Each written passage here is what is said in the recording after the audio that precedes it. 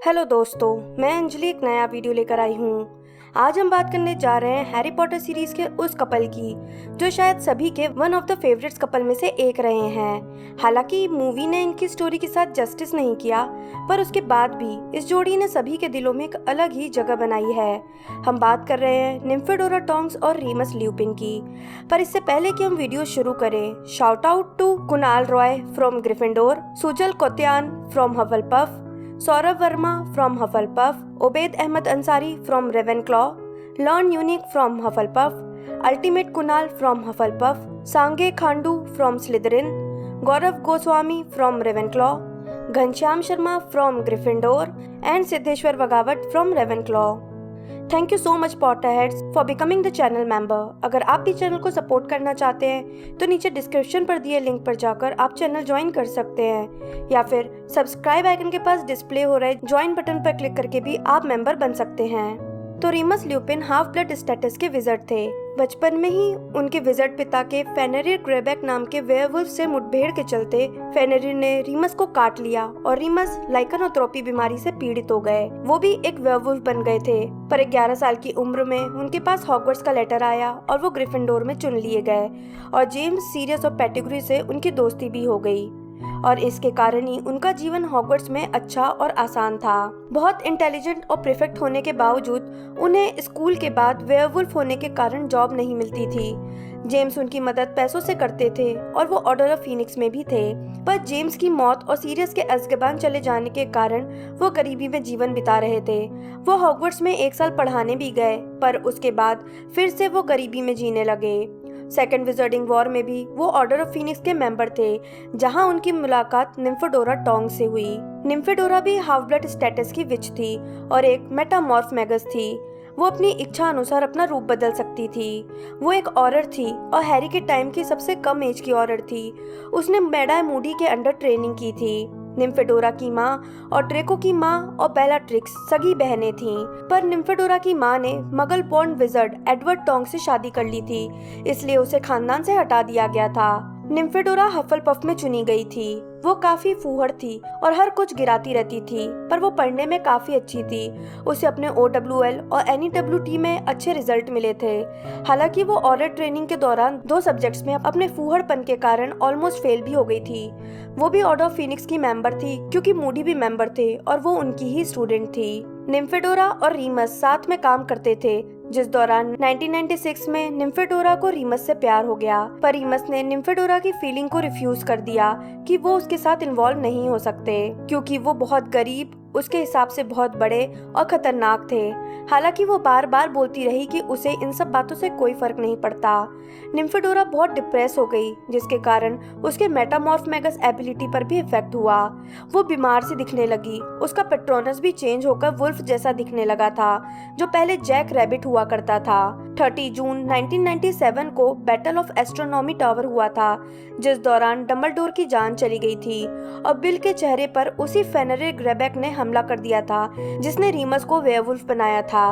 पर बिल की fiance flower डेलाकॉर्न ने कहा कि वो बिल से अब भी उतना ही प्यार करती है और इससे कोई फर्क नहीं पड़ता कि बिल का चेहरा अब बिगड़ गया है या वो किसी वुल्फ में बदलने लगे, और वो अब भी बिल से शादी करेगी। निम्फेडोरा ने रीमस से कहा, जो उस वक्त सभी वहां पर थे, कि किस तरह उसे भी रीमस की कंडीशन से कोई फर्क नहीं पड़ता। हालांकि रीमस ने आर्ग्यू किया कि सिचुएशन बहुत अलग है, बिल वेयरवुल्फ नहीं है, बस थोड़ा सा संक्रमण हुआ है।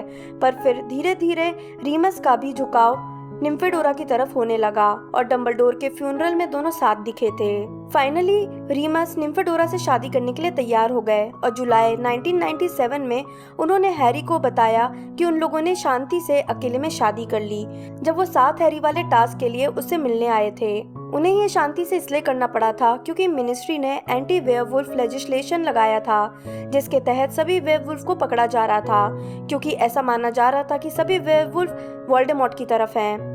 ल्यूपिन टेक्निकली छिपकर रह रहे थे और समूह के लिए काम कर रहे थे। 31 जुलाई को हैरी के बर्थडे के दिन रीमस और निम्फेडोरा को बर्थडे पार्टी छोड़कर जाना पड़ा क्योंकि जादू मंत्री रिफस स्क्रिमग्योर अचानक वहां आ गए थे। उन्हें डंबलडोर की विल सुनानी थी इस शादी का। हालांकि वोल्डेमॉर्ट को पता चल गया था और उसने बेllatrix को बहुत सुनाया था कि उसकी कजन ने आधे जानवर से शादी कर ली है, जिसके पिल्लों को अब बेllatrix खिलाएगी, जिस कारण बेllatrix निम्फेडोरा की खून की प्यासी हो गई थी। बिल और फ्लर की शादी में रीमस आए थे, पर वो ज्यादा खुश नहीं थे। उसके बहुत से रीजन हो सकते थे। पहला कि निम्फेडोरा के पेरेंट्स इस शादी से खुश नहीं थे।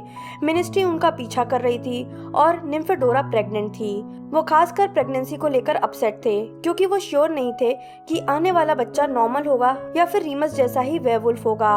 वो अपने जैसा जीवन अपने बच्चे के लिए नहीं चाहते थे। इस कारण रीमस अपनी बीवी को छोड़कर ग्रिमॉल्ड प्लेस पहुंचे, जहां वो हैरी, रॉन और हर्माइनी के साथ रहना चाहते थे और उस काम को करना चाहते थे जो डंबलडोर उन तीनों के लिए छोड़ गए थे।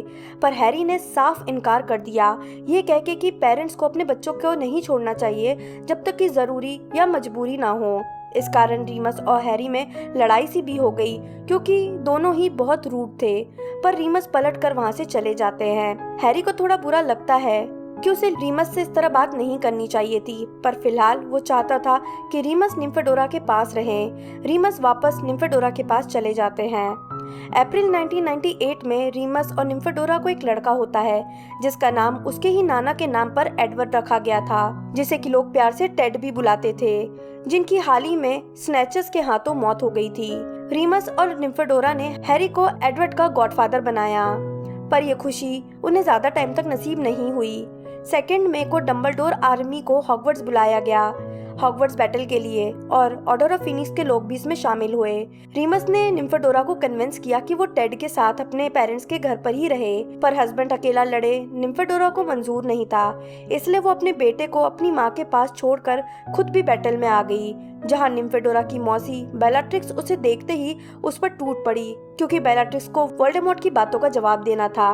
उसे मौका मिल गया था और उसने किलिंग कर्स से निम्फेडोरा को मार डाला, जबकि एंटोनिन डोलोहोफ से लड़ते लड़ते रीमस की भी जान चली गई। जब हैरी ने रिजरेक्शन स्टोन का यूज करके जेम्स, लिली, रीमस और सीरियस को बुलाया था, तब रीमस ने हैरी से यही कहा था कि टेडी को बता देना कि हमने बेहतर भविष्य के लिए ये कुर्बानी दी। टेडी को उसकी नानी ने पालकर बड़ा किया।